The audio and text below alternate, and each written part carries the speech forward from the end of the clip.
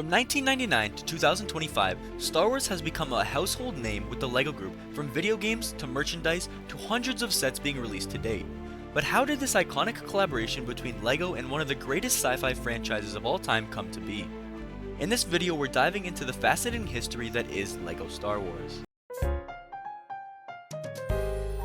The date was February 8, 1999. It was the 96th annual event of the North American International Toy Fair when LEGO first introduced their collaboration with Star Wars based on the soon-to-be releasing Star Wars Episode 1 The Phantom Menace in May of that same year, with the very first set, or promotion set really, being released during the convention.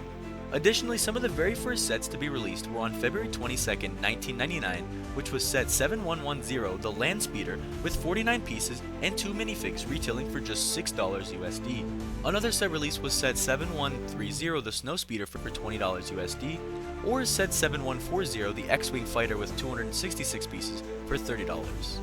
These sets weren't incredibly detailed, but marked the historic start of LEGO Star Wars' future and LEGO as a company, considering it was their first licensing partnership. In 2000, LEGO expanded the theme to include sets from The Empire Strikes Back to the rest of the original trilogy.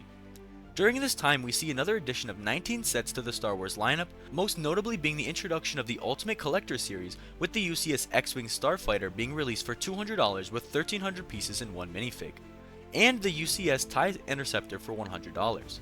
We also saw some awesome sets like the Millennium Falcon and Slave One, and the first instance of Technic droids like the Destroyer, Battle, and Pit droid. Between 2001 and 2005, we see the continuation of the Technic droids and Attack of the Clones era based on Episode 2 in 2002. This introduced the Clone Trooper and Jedi minifigures for the first time, both of whom would become fan favorites. We also got 8 new Star Wars UCS sets through the 4 years, those being a brick-built Darth Maul head for $150, the Rebel Blockade Runner for $200, the Imperial Star Destroyer for $270, the Special Edition Naboo Starfighter for $40, a brick-built Yoda for $100, the 2003 Rebel Snow Speeder for $130, the 2004 Y-Wing Attack Starfighter for $120, and the first UCS Death Star for $270. 2005 also gave us the first associated video game covering the prequel trilogy with humorous brick-built storytelling, and a short 5-minute film, The Revenge of the Brick, centered around being a funny retelling of the important scenes from Revenge of the Sith. It is a tad odd with no dialogue and some weird animations, but it holds some charm for its time, being a groundbreaking film when released. Moving ahead a couple years, 2007 gave us one of the most famous sets in LEGO history, the UCS Millennium Falcon, with 5 minifigures and over 5,000 pieces. For its time, the set was the largest set ever produced and had incredible detail comparable to even today's standards in my opinion. By now we had also seen 2 more video games introduced to the world, those being the 2006 The Original Trilogy and 2007 Complete Saga.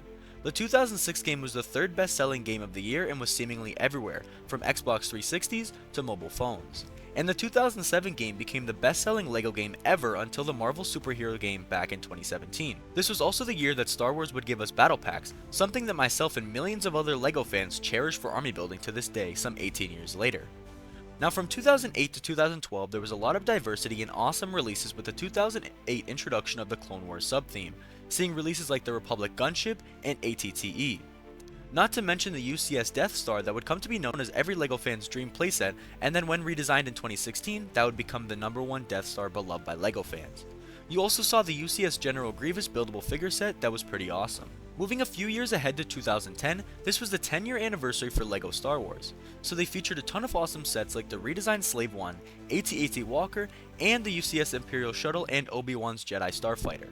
By now, LEGO was starting to design better and more appealing sets, and you can see the progression from the early 2000s up to this point. And Star Wars kept on dominating the LEGO as their top theme, or at the very least sharing the top spot with themes like City, growing with better and more sets over the next few years. As we go further into 2011, we see the introduction of the Star Wars Advent Calendar, another video game being the Clone Wars focusing on the coinciding Clone Wars TV series, and a special premiere of another animated film, the LEGO Star Wars The Padawan Menace, which had much higher production quality than its 2005 counterpart. In this time, we also had introductions of many more sets featuring better prints and designs, with just one UCS set being the Super Star Destroyer for a whopping $500 Canadian or 400 USD. Now, from 2012 to 2015, Disney buys Lucasfilm for about $4 billion.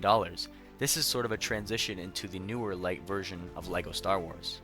We see the addition of 7 UCS sets, among them the most popular and recognizable being the stunning Ewok Village, the detailed Sandcrawler, and finally a Slave One on the largest scale possible.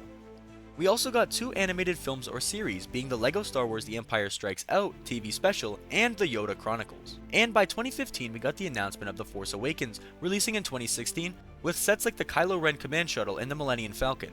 2016 was a year where the ultimate playset and childhood dream set was released, with the 2008 model being the prelude to the 2016 Death Star.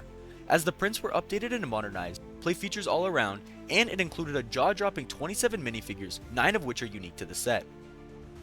By 2017, LEGO had given us the biggest Star Wars set in LEGO history.